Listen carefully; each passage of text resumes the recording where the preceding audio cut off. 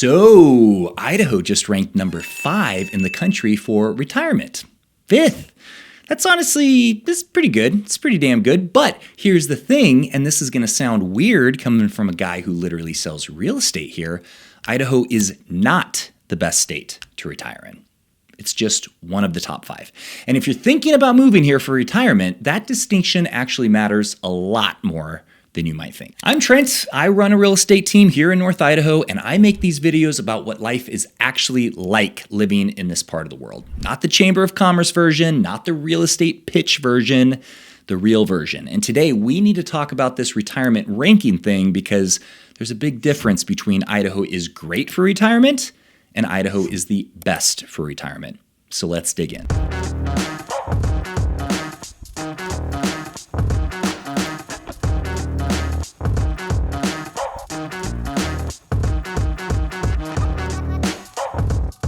First, let's talk about what the rankings got right, because Idaho legitimately punches above its weight in a lot of categories.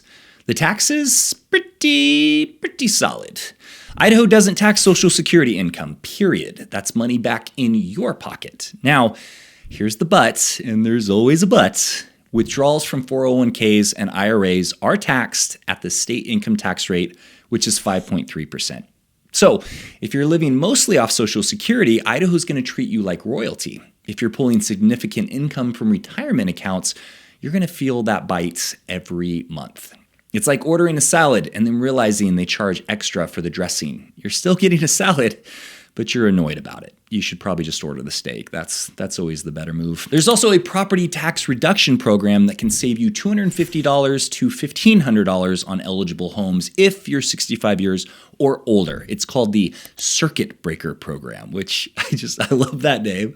I'm just picturing this super nerdy government employee going, how do we help senior citizens so they're not so shocked about their property taxes? Oh, I got it. The Circuit Breaker, because that prevents people from being shocked. It's super clever. Anyway, it's worth looking into. It does save you money. I'm not making fun of every government employee, just the nerdy ones. And safety in Idaho, that is top tier. Idaho has the nation's lowest property crime rate. Like, we're literally number 1 for that. You can leave your bike unlocked at the coffee shop here, and 90% of the time, it'll still be there when you come back. And the other 10%, well, that's probably because somebody moved it to a safer spot and left you a note that says you should probably lock this up, bud. Anyway, community, that is also legit. Idaho ranks as the second happiest state for seniors. Part of that is because Idaho has the second lowest percentage of seniors living alone at just 27%. People move here to be closer to family, or they build tight-knit communities once they arrive. There are senior centers everywhere, potlucks, quilting circles, whatever your vibe is. It's like a Hallmark movie, except people actually do borrow cups of sugar from their neighbors and then argue about whether Costco or Winco has better bulk pricing, which, just to be clear, it's Costco. They sell baby formula and they sell coffins. You can literally buy everything you need from birth to death. Oh my God. So on those metrics, taxes, safety, community, yeah, Idaho deserves the ranking of being in the top 5. Quick thing before we keep going though, if you're seriously thinking about moving to Idaho for retirement, or you're just trying to figure out what the hell is real and what's hype, hit the subscribe button. I do these videos every week. No BS, just the actual story of what life is like here. And if you want to talk specifics, like actual neighborhoods, actual market conditions, like Trent, should I move to Sandpoint or should I just stay here in Ohio? And that's a silly question. Anyway, my contact info is right there on the screen, and you can also scan this QR code to schedule a time to talk with me or my team. My team and I are happy to walk you through it. No pressure, just real people helping other real people. You're real, right? I think you are. Hopefully it's not just bots watching this and you're real people. All right, back to the rankings, because here comes the buts. Okay, here's the thing that no retirement ranking is going to properly capture, and it's one of the things that keeps me up at night when I'm working with retirees: healthcare capacity. Not healthcare quality. If you need a doctor in Boise or Coeur d'Alene, you can find one. Idaho ranks 19th overall for healthcare according to the Commonwealth Fund, which is fine. It's middle of the pack. That's like being the 19th best player in the NBA. You're still good, but you're not LeBron. But here's where it gets weird. Healthcare for a healthy 65-year-old looks very different than healthcare for an 80-year-old who needs someone to come help them shower 3 times a week And that is where Idaho has a serious problem. Here's the stat that should be tattooed on every retirement brochure, but isn't. Idaho is facing a massive home healthcare worker shortage. The issue is stupidly simple. Medicaid reimbursement rates pay home care agencies $24.44 per hour, but it actually costs $32.69 per hour to provide that care. Let me put that in terms that we can all understand. Imagine you run a lemonade stand and the government says, we'll pay you 75 cents per cup, but lemons, sugar, and cups cost you $1.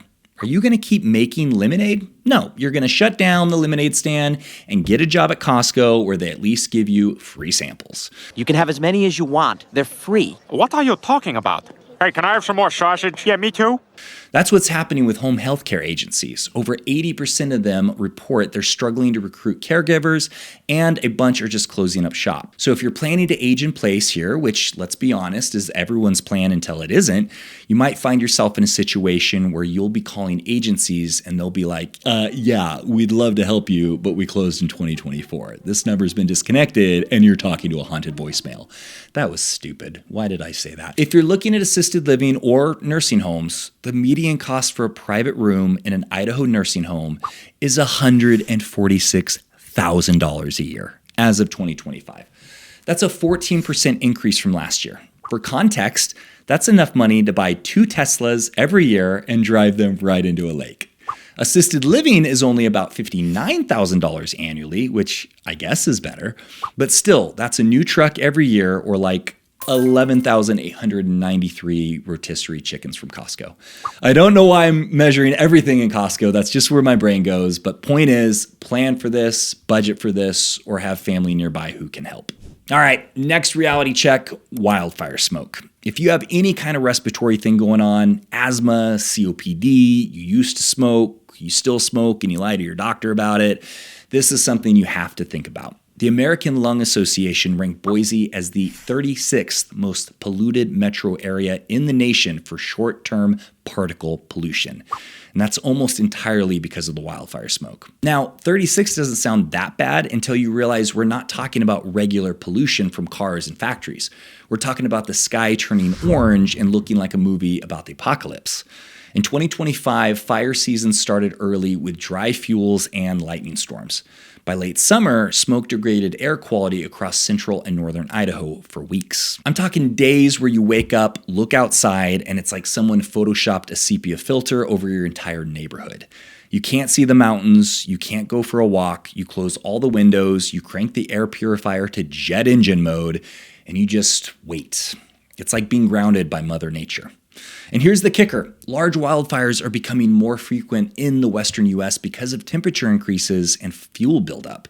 So this isn't a one bad year thing. This is the trend. Climate is not our friend here right now. Now, some years are better than others. 2023 was pretty mild. 2025 was rough. But if you're moving here thinking you're going to have pristine air 365 days a year, you're going to be disappointed. It's more like 320 days of gorgeous air, 30 days of it's hazy, and 15 days of do not go outside unless you want your lungs to file a complaint. My advice, do a trial period. Rent an Airbnb in late August or early September and just live it. If you show up and the AQI is sitting at 250 and you're trapped inside watching Netflix for 2 weeks, you'll know real fast if this is a deal breaker. Some people are like, yeah, 2 weeks of bad air, whatever, I'll just binge watch Yellowstone.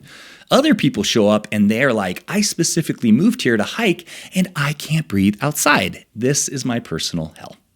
Both reactions are valid. You just need to know which camp you're in before you buy a house. Now let's talk money and infrastructure real quick, because this is where affordable Idaho starts to get a little squirrely. Housing costs have jumped. The average home in Boise is around $492,000 right now. Coeur d'Alene, $578,000. Now, if you're coming from the Bay Area or Seattle, you're probably like, oh wow, that's a bargain. I can finally afford a garage. But if you're coming from the Midwest or the South, you're going to show up and be like, wait, $500,000 for a house in Idaho? I thought this place was supposed to be cheap. Well, it's all relative. Idaho's still more affordable than the coast, but we're not 2015 Idaho anymore. Those days are gone. They're buried next to the Blockbuster video and reasonable priced concert tickets. So expensive. The other thing is car dependency. Outside of very specific pockets like downtown Boise or downtown Coeur d'Alene, Idaho is not walkable. Boise's overall walk score is 35. That's car-dependent territory. You're going to need a vehicle for groceries, doctors, picking up prescriptions, everything. There's public transit through Valley Regional Transit, but it's limited. Very limited. So if you're at the stage where you're thinking, I don't really want to drive anymore, or what happens when I can't drive anymore, you need to be super intentional about where you land. Because if you buy a house out in Eagle, Meridian, Post Falls, or Hayden, and then you can't drive, you're basically stranded. It's like retiring on the moon. It's beautiful views, but no way to get groceries. Okay, so after all that, the taxes, the safety, healthcare gaps, the apocalyptic smoke, the car dependency, the housing costs, where does that leave us? Here's my take. Idaho is a great place to retire to if you go in with your eyes open and maybe a sense of humor about it. It's not the best state universally because there's no such thing. Best depends entirely on what you value. But it's legitimately top tier if you value safety and low crime. We're number one, baby. You're okay with cold winters and smoky summers. It's a package deal. You have a solid plan for healthcare as you age, family nearby, or a fat long-term care budget. You like the outdoors, but you're realistic about fire season. Some years you're hiking, some years you're stuck inside playing cribbage, which, I like cribbage. It's not all that bad. You're cool with driving everywhere. You got to embrace the vehicle life. And your retirement income leans more on Social Security than 401k withdrawals. The tax incentives will matter. If those things check out, yeah, Idaho's probably going to make you really happy. The rankings aren't lying. The quality of life here is real. The community is real. The beauty is absurdly real. But if you're assuming top 5 ranking means perfect for everyone, you're setting yourself up for disappointment. It's like assuming the 5th best pizza in the country is going to be your favorite pizza. Maybe, but also maybe you hate pepperoni and they only like making pepperoni pizzas. Rankings are averages. Your life is not an average. So that's the real story. Idaho's ranked 5th, and honestly, it's earned that spot. But rankings are just numbers on a spreadsheet. They're not your retirement with your health, your budget, your weird thing where you can't stand humid weather or you need to be near a Trader Joe's. I don't know. By the way, it's not humid here. It's a very dry heat, as they say. Do the work. Do a trial run. Idaho recently standardized short-term rental regulations, so it's easier than ever to test drive living here. Rent a place for January. Rent again in August during fire season. Actually, live here before you commit because retiring somewhere isn't like buying a couch on Amazon. You can't just send it back if it doesn't fit your living room. All right, that's it for this one. If this was helpful, give me a like, leave me a comment. It's a little bit of love that you can share and it costs you nothing. And if you do want to talk about moving to Idaho, you know how to get a hold of us or scan the QR code and I will see you on the... By the way, watch the other videos. These are super good. I made them. Check them out. See you on the next one.